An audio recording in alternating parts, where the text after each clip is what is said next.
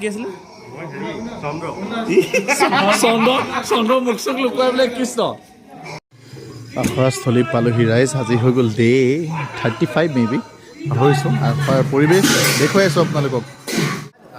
পালোহি আমি আখৰাস্থলী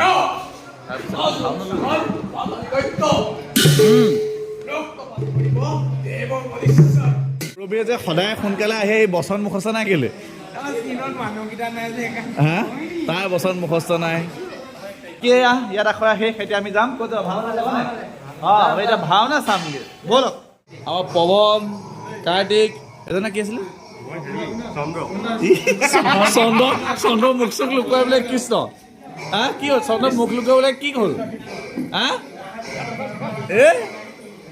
এইবোৰ মানে আমাৰ চুক হয় ধেমালি আমি পাই গ'লো বিষ্ণুকো পাই খাম দেখুৱাই আছোঁ আৰু এজনলৈ চাওক বা ইণ্ট দেখুৱাই দিয়ক মুখখন এইফালে কেনেকুৱা ধুনীয়া লাগিছে কি ল'লে ভাল লাগিব ৰাণী অপেশ ৰম্বা এখন ভাওনাস্থলী আমি এৰি থৈ দ্বিতীয় ভাগ ভাওনাস্থলী পালোহি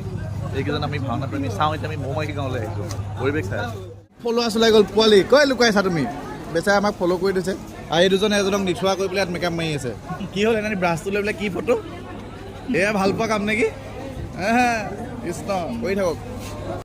ৰাইজ আচলতে আমি যিখন ভাওনা চাবলৈ আহিছোঁ সেইখন সম্পূৰ্ণৰূপে আমি যি পুৰণা ধৰণত কৰিছিলোঁ একেবাৰে সূত্ৰৰ পৰা আৰম্ভ কৰি ভাৱৰীয়া গোটেই ধৰণবোৰ পৌৰাণিক ধৰণত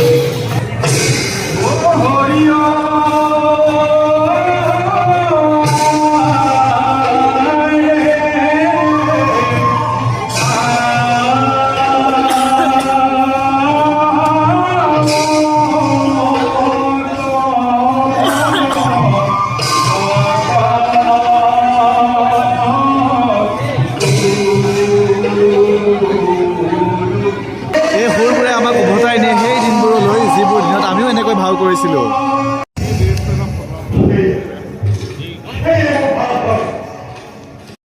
এইকেইটা ভাওনা চাব লাগে ইয়াত চুঘত কি কৰিছা ভাওনা চাব লাগে ভাওনা চাই চুঘত কি কৰিছা ভাওনা চাগে যা